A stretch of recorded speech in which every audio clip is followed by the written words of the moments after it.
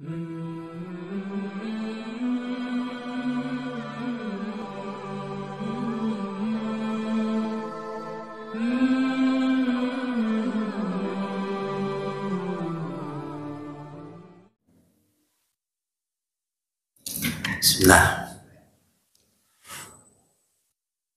Assalamualaikum warahmatullahi wabarakatuh.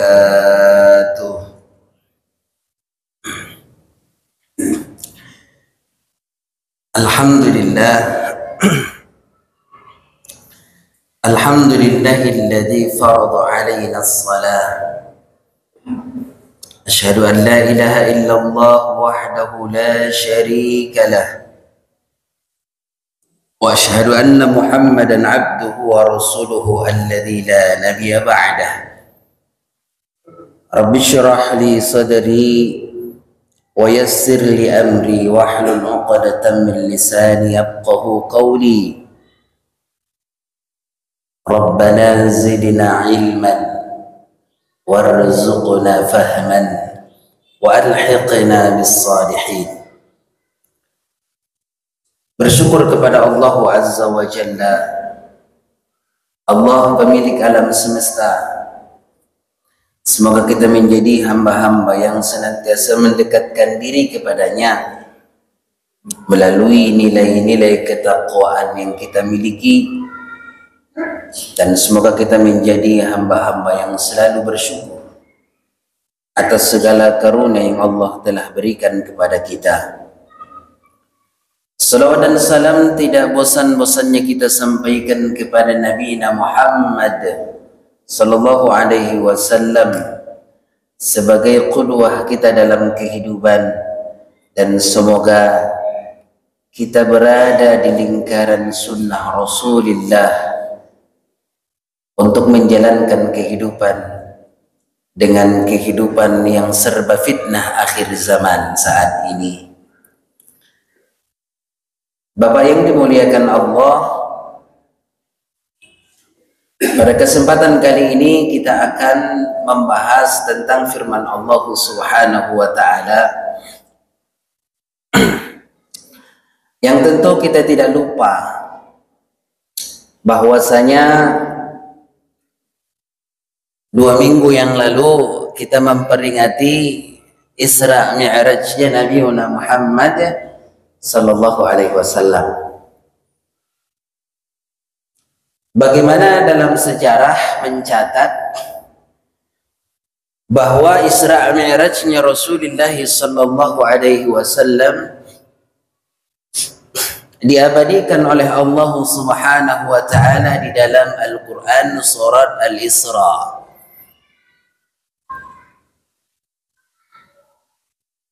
Subhanalladzi asra bi'abdihi laylan minal masjidil haram ilal masjidil aqsa alladzi barakna hawlahu linuriyahu min ayatina innahu huwas sami'ul basir. Dan ini alasan kita bahwa peristiwa Isra Mi'raj itu benar adanya dan terjadi. Isra'nya Rasul dari Masjidil Haram ke Masjidil Aqsa, Mi'rajnya Rasul dari Masjidil Aqsa sampai ke Sidratul Muntaha, bertemu dengan Allah Subhanahu wa Ta'ala. Yang pada inti dari Isra Mi'raj itu adalah sudah Allah skenariokan untuk menerima kewajiban salat. Dan ini sudah sama-sama kita tahu. Tahu nggak kita kaum muslimin yang dimuliakan Allah? Pernah nggak kita mendapat pelajaran dari guru-guru kita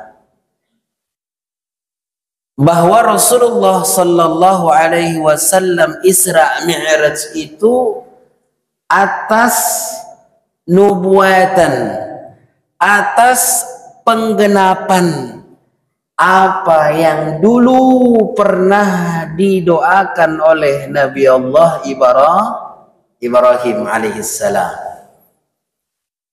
Jadi sebelum Rasulullah diangkat menjadi Rasul, sebelum Rasulullah diangkat menjadi Nabi untuk menyampaikan wahyu yang Allah sampaikan melalui Jibril, dulu pernah Ibrahim memohon kepada Allah.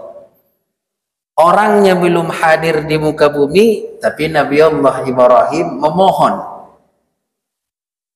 Permohonannya Nabi Allah Ibrahim ini termaktub di dalam surat Ibrahim ayat 40. Jadi permohonannya terlebih dahulu, nanti hasil dari permohonan itu jauh setelahnya.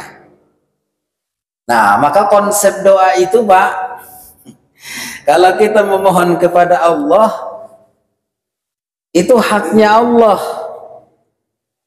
Ya, kita memohon sama Allah, lama diijabahnya, itu urusan siapa? Urusannya Allah, gitu kan? Nggak usah malas berdoa jadinya, gitu kan? Ustadz nih udah banyak permohonan ini, kayaknya nggak dikabul-kabul ini, gitu ya? Jangan. Ini permohonannya terlebih dahulu diucapkan oleh Nabi Allah Ibrahim, tapi terlaksananya setelah Rasulullah Sallallahu Alaihi Wasallam diangkat menjadi Rasul, baru doa itu terkabul. Ya, nah, kira-kira doa Nabi Allah Ibrahim ini apa? Ya, sehingga Rasulullah Sallallahu Alaihi Wasallam di Isra Mi'rajkan oleh Allah Subhanahu Wa Taala dan tercatat di dalam Al-Quranul Karim. Ternyata doanya Bapak yang dimuliakan Allah, surat Ibrahim ayat 40 berbunyi, Rabbi ja'alni muqimas shalah. Tuhanku, jadikanlah aku orang yang mendirikan salat. Itu kata Nabi Allah Ibrahim. Ya. Kemudian siapa lagi yang didoakan Nabi Allah Ibrahim dalam doanya? Wa min dzurriyyati, dan dari keturunanku. Ya. Jadi dia mendoakan dirinya dan keturunannya. Maka Bapak kalau doa itu jangan untuk pribadi Bapak saja. Tidak boleh. Doakan istri, doakan anak, sampai keturunan kita, dari anak kita, cucu kita, sampai kemanapun, doakan mereka. Itu ya, jadi berdoa itu jangan pelit-pelit. Maka Rasulullah Sallallahu Alaihi Wasallam mendoakan bukan dirinya saja, bukan para sahabatnya, bukan keluarganya, tapi kaum muslimin wal muslimat. Nah itu perintah doa itu. Tapi Ustaz kan duluan untuk diri kita. Betul.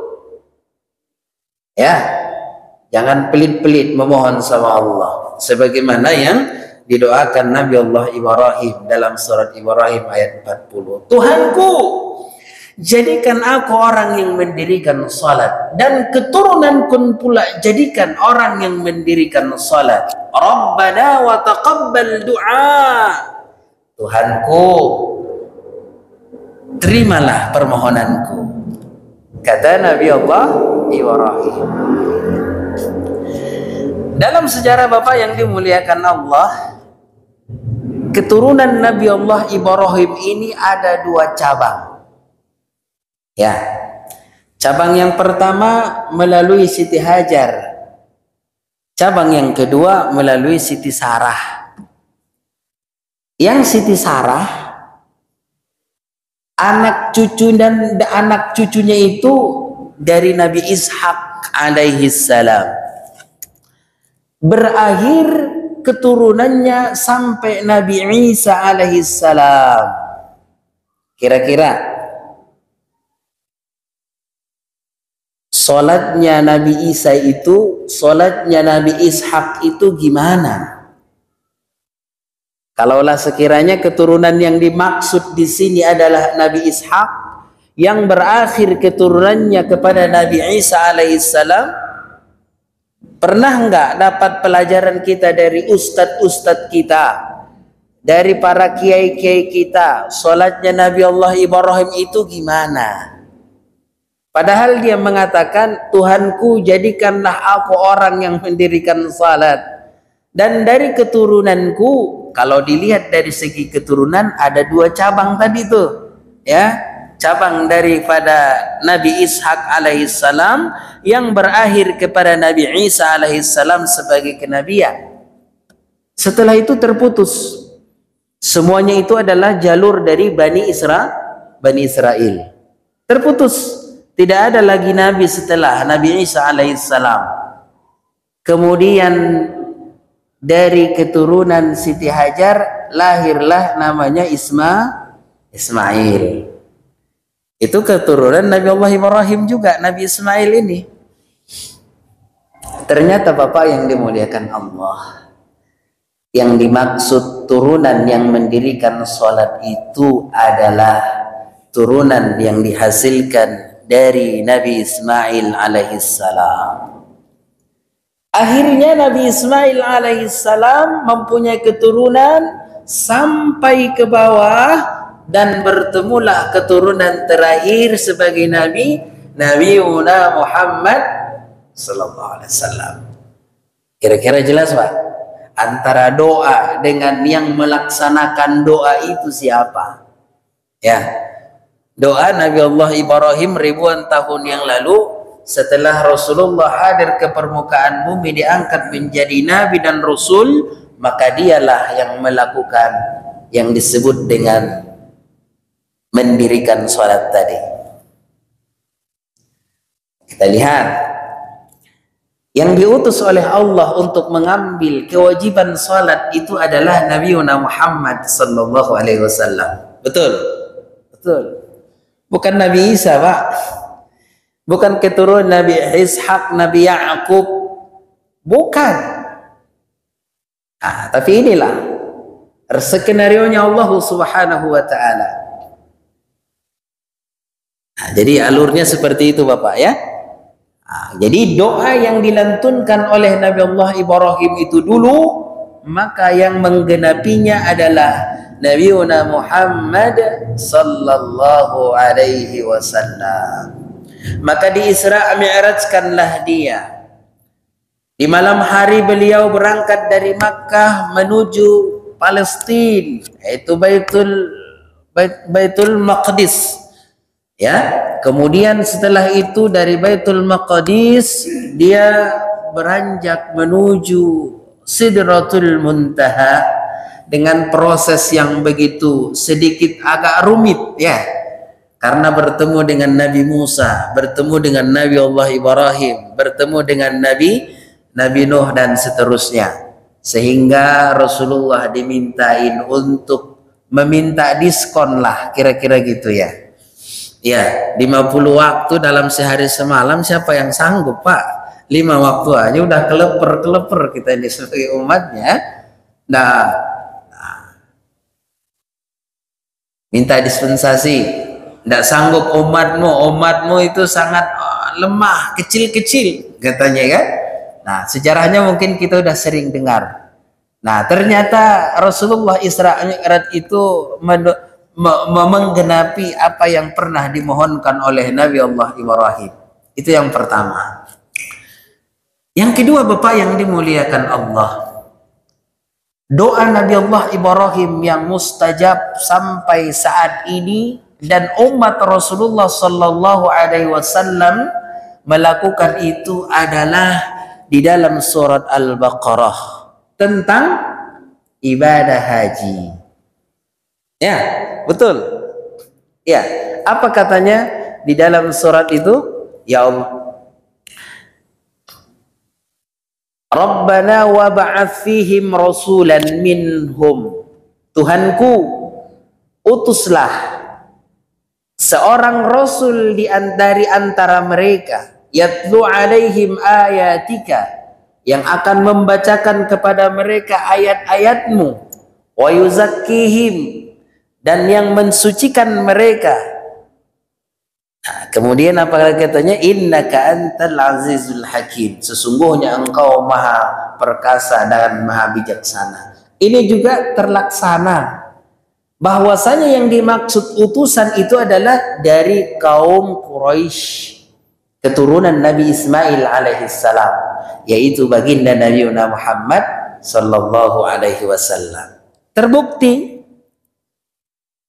Apalagi setelah itu doa Nabi Allah Ibrahim ada, Rabbana waj'alna muslimaini laka wa min dzurriyyatina ummatan muslimatan laka. Ya Allah, jadikanlah kami, maksudnya adalah Ismail dan Ibrahim, menjadi dua yang muslim. Wa arina manasikana, dan perlihatkanlah kepada kami manasik, cara-cara beribadah kami. Wa tubu alaina, dan beri taubatlah kepada kami, innaka antat tawwabur rahim. Dan itu juga terlaksana ketika Nabi Allah Ismail alaihissalam dikorbankan oleh beliau, kemudian menjadi sebuah penebusan bahwasanya ketulusan Nabi Allah Ibrahim menjadi seorang yang berserah diri kepada Allah terbukti adanya, karena dia adalah mengaku dan memohon untuk dijadikan seorang muslim. Kemudian apa lagi? Rabbana ij'al hadza baladan aminan. Ya Allah, jadikanlah negeri ini negeri yang aman. Nah, itu menunjukkan kemana? Ke Makkatul Mukarramah. Dan banyak lagi doa beliau Nabi Allah Ibrahim yang digenapin dan diserap ajarannya oleh Nabi Muhammad sallallahu alaihi wasallam. Bapak yang dimuliakan Allah, kita akan berfokus kepada salat tadi. Seluruh syariat Islam, mulai dari syahadatain, mendirikan, melakukan puasa, menunaikan zakat, ibadah haji, selain dari salat, itu perantara Jibril semua, Pak. Ya. Dihantarkan kepada Rasul, diajarkan kepada Nabi Muhammad melalui perantaraan Jibril alaihissalam. Betul? Betul. Syahadat, lihat di hadis, datang Jibril, ya Muhammad, ya, ma huwal Islam? Al-Islam huwa an tashhada an la ilaha illallah, bersyahadat. Syahadat, rukun Islam yang pertama. Itu yang ngajarin Jibril melalui wahyu dari Allah Subhanahu wa ta'ala. Yang kedua, zakat, sama melalui Jibril. Tapi salat ini melalui Jibril atau melalui Rasulullah langsung Nabi Muhammad. Ini menggambarkan sesuatu yang penting dan perlu kita pikirkan. Kenapa salat ini sesuatu yang penting? Kenapa salat ini sesuatu yang urgen dalam kehidupan manusia? Dan ini perlu kita gali, Pak. Ya, perlu kita gali. Karena di dalam beberapa hadis, Bapak yang dimuliakan Allah, dan hadis ini ma'ruf kita dengar dan sering juga kita dengarkan adalah kalau Rasulullah sallallahu alaihi wasallam, inna awwala ma yuhasibu bihil abdu yawmal qiyamah min amalihi salatuhu. Ya. Sesungguhnya yang pertama yang akan dihisab dari seorang hamba pada hari kiamat adalah amalnya, yaitu salat. Nah, ini penting ini. Yang lain, ntar dulu. Ya, zakat, ibadah haji, ntar. Nanti dihitung. Yang pertama apa? Salat. Oh. Maka di dalam sebuah hadis, dan ini masih kontroversi ya terkait dengan keabsahan hadis, tapi sering dijadikan sebagai dalil bahwasanya as-salatu imaduddin. Imaduddin. Salat itu adalah tiang agama. Ya. Faman aqamaha faqad aqamad din. Siapa yang mendirikan salat, sungguh ia telah mendirikan tiang-tiang agama. Wa man tarakaha faqad hadamad din. Siapa yang meninggalkan salat, maka sungguh ia telah menghancurkan agama. Santing luar biasanya nih salat, Bapak yang dimuliakan Allah. Maka seharusnya ketika kita mau melakukan sholat itu tidak ada satupun yang akan kita bawa ke dalam sholat yang bisa merusak sholat kita. Karena ini santing betul-betul butuhnya kita ke dalam sholat atau mendirikan sholat ini. Ya, contoh Pak, pastikan ketika sholat itu semua yang kita bawa dalam keadaan suci, bersih. Ya, hati-hati nih bapak-bapak. Kalau pakai sarung sih mungkin tidak terlalu repot gitu ya. Nah, untuk mengeluarkan air pipis kita. Ini yang pakai celana panjang nih kadang-kadang. Hati-hati Pak. Jangan sampai tersisa di sana ya najis dari kotoran air seni ataupun air kencing kita. Maka harus diperhatikan. Ya. Maka kita di masjid itu memang berbagai-bagai, saya lihat di dalam masjid-masjid, mulainya dari kamar mandi sampai menuju masjid, ada yang membuat air yang mengalir untuk cuci kaki dulu, baru masuk ke masjid. Macam-macam. Ada yang men-setting kamar mandinya jauh di sana sehingga nanti kakinya dia tidak bernajis menginjak masjid. Nah ini DKM masjid perlu memikirkan hal ini, ya kan? Nah sehingga kenyamanan kita dan ketenteraman hati kita dan keabsahan kaki kita, apa yang kita bawa untuk menunaikan salat menghadap Allah tidak ada bercampur dengan najis apapun. Karena salat itu adalah sesuatu yang penting harus kita lakukan dengan sebaik mungkin. Nah, dari dasar hadis tadi. Kalau sekiranya sholat kita bermasalah semua gitu ya. Ya, sholat zuhur, ya kan? Tidak tahu ternyata, ya kan? Ternyata tidak awas dengan sipratan air pipis. Nah, itu kan bernajis. Kalau di hukum fikihnya tidak sah. Maka kita harus yakin dengan itu. Ya. Nah, dan seterusnya yang membatalkan dalam sholat, kira-kira seperti itu yang harus kita waspadai ya Bapak yang dimuliakan Allah. Di samping itu Bapak yang dimuliakan Allah, ada juga bagi mereka-mereka yang mengabaikan sholat. Bagi mereka-mereka yang mengabaikan sholat, menganggap sholat itu tidak penting bagi diri mereka karena mungkin faktornya banyak ya, karena kesibukan. Ketika dikumandangkan azan dia tidak bersegera dan tidak melakukan salat dengan baik, dan bahkan lebih fatalnya tidak salat dan meninggalkan salat. Hal ini semoga kita bisa berwaspada. Allah Subhanahu wa taala memberikan iqab liman tahawwana shalah, akibat orang-orang yang mengabaikan salat. Itu ada di surat Thaha ayat 124.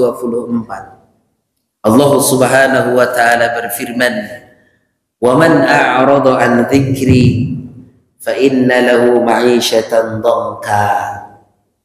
Barang siapa yang berpaling dari mengingatku, kata Allah, maka ia akan mendapatkan kehidupan yang sulit dalam kehidupan dunianya.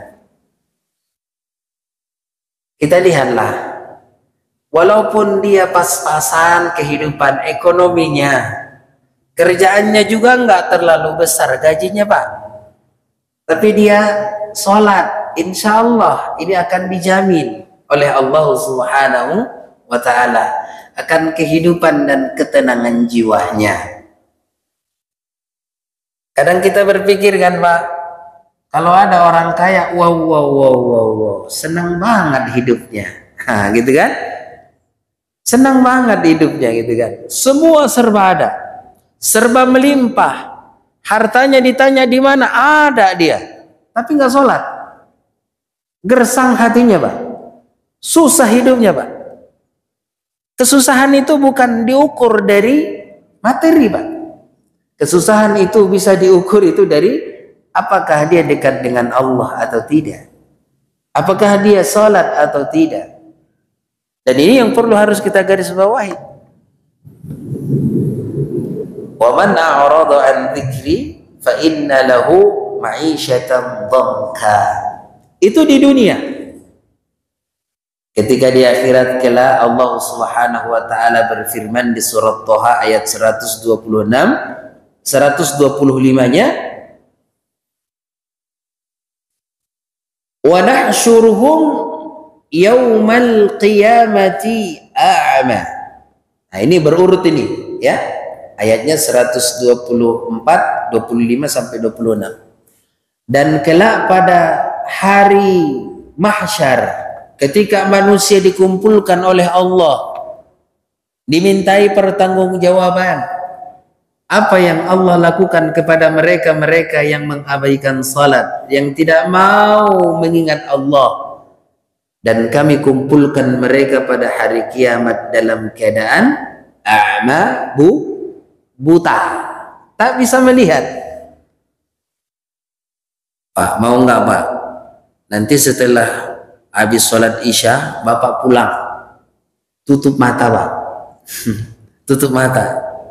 Kira-kira kalau tutup mata ini kemudian nggak bisa melihat, Bapak jalan menuju rumah Bapak masing-masing Pak, kira-kira sampai nggak? Sampai mungkin ke samping got kali gitu ya, jatuh atau naprak pohon. Itu Pak di dunia Pak.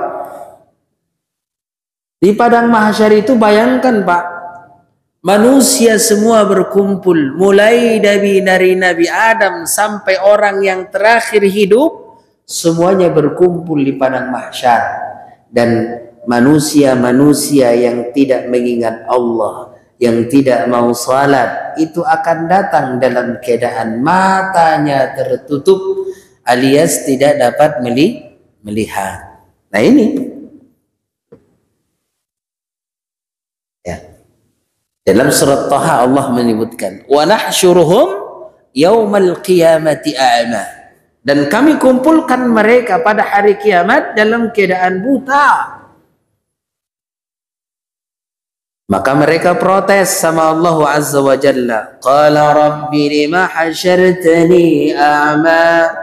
Tuhanku, kenapa engkau kumpulkan aku dalam keadaan buta?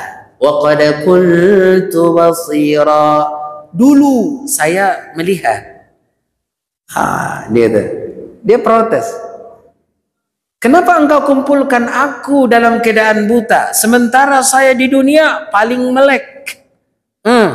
24 jam saya itu matanya kebuka, nggak tidur-tidur. Kenapa? Karena cari dunia mungkin ya.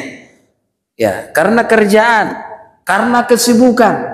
Ya, sampai malam menjadi siang, siang menjadi malam, pagi menjadi pagi, ya kan? Dulu saya melihat. Maka Allah Subhanahu wa taala menjawab, Qala kadzalika atatka ayatuna fanasitaha. Allah berfirman menjawab apa yang mereka protes, ya. Demikianlah kami mendatangkan kepada kamu ayat-ayat kami. Kami telah memberikan tanda-tanda kebesaran kami. Kami telah memberikan syariat-syariat yang harus kamu lakukan dalam kehidupan.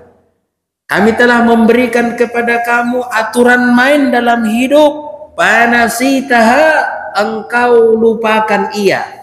Engkau tidak memperdulikannya. Engkau tidak melakukannya. Disuruh sholat, enggak sholat. Disuruh puasa, enggak mau puasa. Disuruh haji, udah mampu, enggak mau haji. Disuruh menikah, enggak mau nikah-nikah. Tapi udah mampu. Itu kan ayat-ayat Allah. Semua apa yang disyariatkan itu ayat-ayat Allah. Apa contohnya, Pak? Syahadat. Syahadat itu ayat Allah, maka diwajibkan. Kenapa? Karena kita hanya bersaksi tiada Tuhan kecuali Allah. Emang ada Tuhan lain selain Allah? Tidak ada, Pak. Walaupun orang-orang di luar sana memikirkan ada Tuhan selain Allah, buat mereka terserah. Memang keyakinan mereka seperti itu. Tapi kita yang beriman kepada Allah, yang berislam, maka tidak ada Tuhan kecuali Allah Azza wa Jalla. Wa anna Nabiya sallallahu alaihi wasallam Rasulullah. Dan kita juga yakin bahwasanya Nabi Muhammad adalah utusan Allah dan Rasul Allah.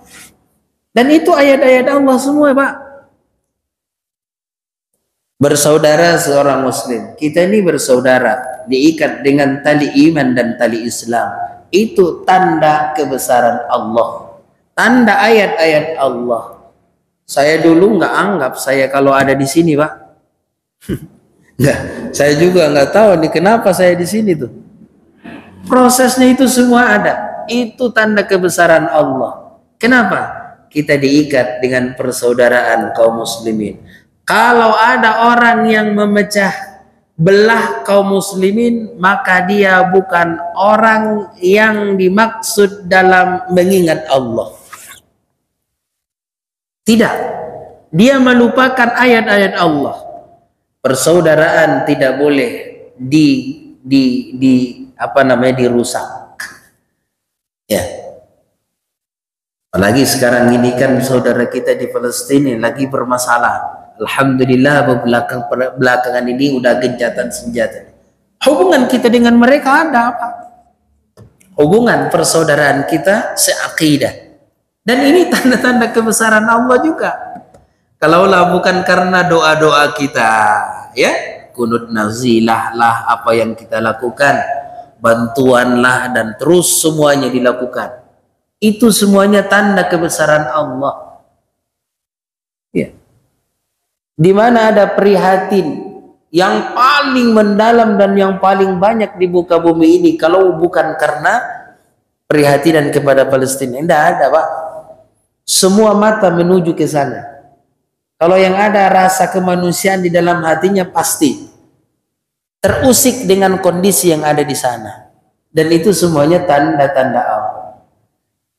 Dan mereka-mereka yang tidak mau berpikir, yang tidak bisa melihat. Qala kadzalika atatka ayatuna fanasitaha, engkau meninggalkannya, engkau melupakannya, engkau abai dengannya. Fakadzalika al-yawma tunsa, maka demikian pula lah pada hari ini kami lupakan engkau. Allah tidak menganggap kita nantinya. Allah tidak menganggap mereka-mereka yang berpaling daripada ayat-ayat Allah tadi. Allah tidak anggap mereka. Wala yuzakkihim. Kalau di dalam surat Al-Baqarah itu adalah wala yukallimuhumullahu yaumal qiyamah.